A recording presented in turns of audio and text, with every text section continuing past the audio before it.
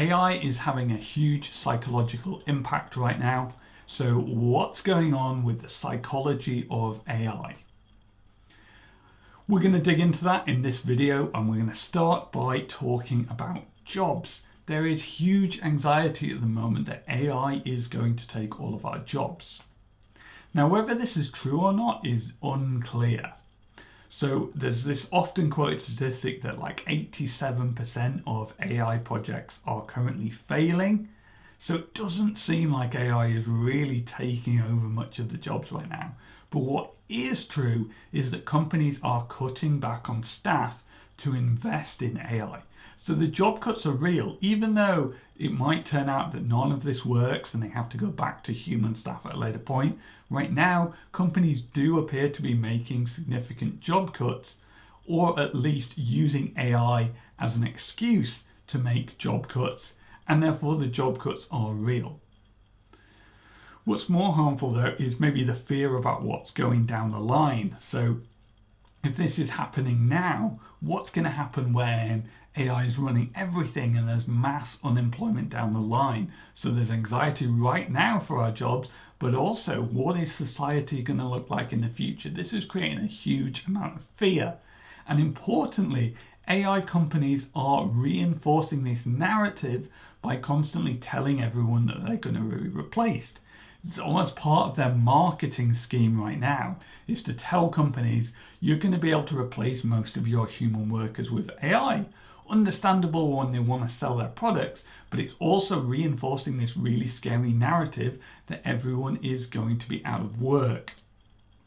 This is particularly relevant because we're in late capitalism, where our value is often defined by society by our economic output.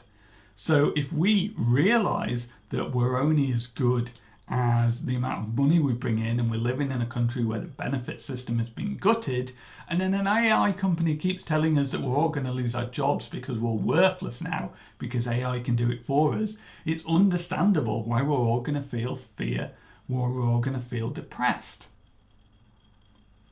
AI is also having a psychological impact on interpersonal relationships.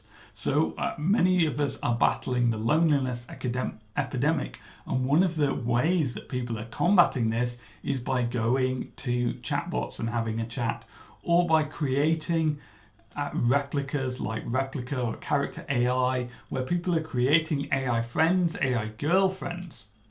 Now this is a problem because these are not real relationships. They're one-way relationships, and they alter our expectations of human relationships. So if we have an AI girlfriend that constantly tells us that we're right, that constantly validates us, that never contradicts us, never challenges us, that's going to change the way that we view our other relationships. We might start labeling those relationships as unfair or toxic or not helpful because they're not this perfect relationship we have with our AI. But that AI relationship is not real, and that's not what real relationships look like in the real world. But if we start changing our views of what a relationship could be like or should be like, then it's understandable why things like manosphere, misogyny get amplified through AI, because it changes our expectations of relationships. AI friends also allow us to withdraw from the real world, making us more physically isolated. As we replace our real friends with these fake computer friends, then we have less social contact, even though it feels like we're getting more.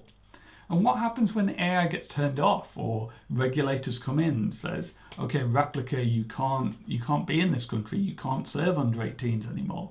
What happens if someone is in love with that character?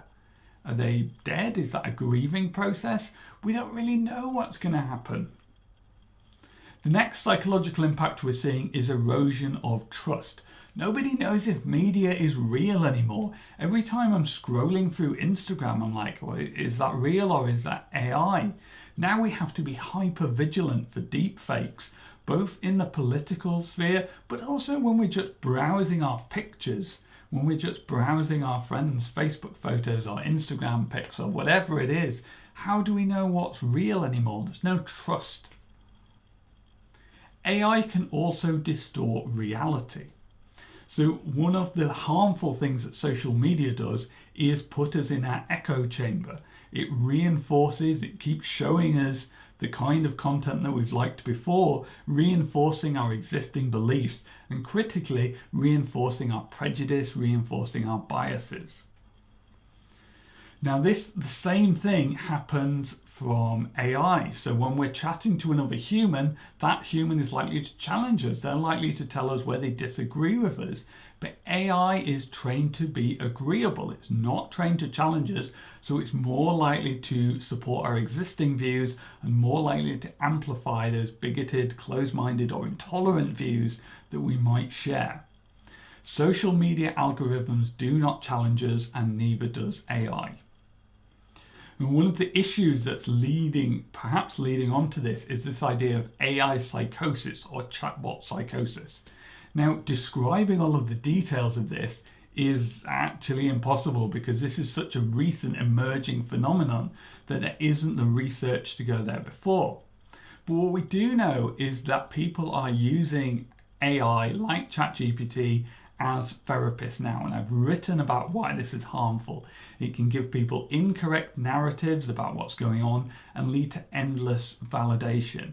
And it's that same validation loop where it just keeps telling us it's right. It keeps agreeing with us even though we might need challenging. So if we think about delusional, grandiose thinking, a therapist would challenge that.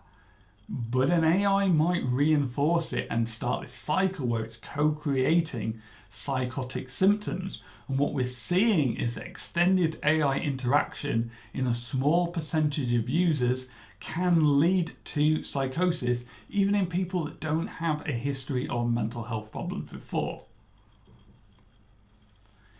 So those are some of the individual psychological factors. We also might want to think on a more social level. If we're outsourcing so much of our cognitive effort, so much of our critical thinking, so much of our work to AI, what's happening to all of that human knowledge? If I'm trained as an expert, then I have that expert knowledge. But if all of that expertise is moved out into AI, how are we supposed to think critically? How are we supposed to make decisions independent of AI if the AI gets turned on, off, or if just the AI is biased in a certain way? Then it's going to start making wrong decisions. And if we're cognitively dependent on that, if we've cognitively offloaded all of those tasks, how are we going to be able to think critically? How are we going to be able to fix anything? A good example of this is the way that computer programmers, are being replaced by vibe coders who just tell the AI what code they want to create, and then the AI goes off and creates that.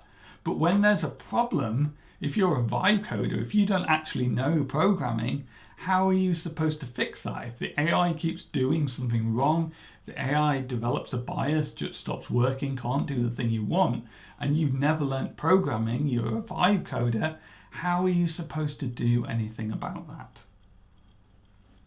Now, I've spoken a lot about the doom and gloom here.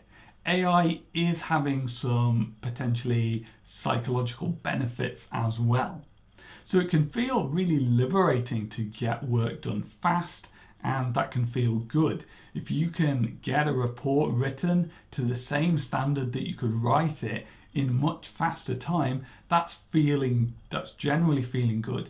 Not always though. It's interesting that we've seen, one of the things, if you automate the easy calls in a call center, your human operators only have to deal with the difficult calls, with the problems, with the people who are angry. And it turns out that sustaining that level of effort can be really intense, and that can apply to any part of our work. If there's some mindless paperwork that needs filling out, sometimes that can give us a break from the really hard critical thinking. And if AI is doing that and all we have to do is the really hard stuff, that can be psychologically damaging as well. And I genuinely, when I wrote this point down, I was like, here's a benefit, but actually it's a double-edged sword in that respect. Also, in the age where mental health services have been gutted, maybe having ChatGPT as a therapist is better than no therapist at all. As a psychologist, I'm certainly not saying that. I think you should come and pay me. but it's understandable why that might be filling a gap in an age where public services just aren't meeting demand. It can also reduce stigma around asking embarrassing questions. If there's something we don't know and we're too embarrassed to go ask someone else about, asking an AI can be really useful in that and remove a lot of those barriers where there is social stigma around a problem. In some cases, maybe it's also creating a more level society. So before, if I'd been mistreated by a company and that company has a team of lawyers, I need to go pay a lawyer 400 quid an hour maybe to explain something to me. Now I can ask AI where it's allowed to give legal advice, and it can help me understand some of the law so that I can make a decision when there is that imbalance of power where maybe a big corporation has loads of lawyers and I'm just an individual person. So there are potentially a couple of psychological benefits there, albeit some of them are double-edged swords. So in summary, AI is creating a huge amount of anxiety about the future. We need to be suspicious of all media now, and it's damaging our interpersonal relationships. And for some people, a small minority of AI users, it's literally turning them psychotic. Now, given how long it's taken us to start regulating social media, that's been around for several decades now. It's only now that we're starting to rein in some of the powers. It's unlikely that anything legislative, anything on a social level, is going to rein in the harmful effects of AI very soon. So what do we do about this? What do we do about all of the harmful effects that AI might be having? The truth is, I don't know. If you have any ideas, let me know in the comments.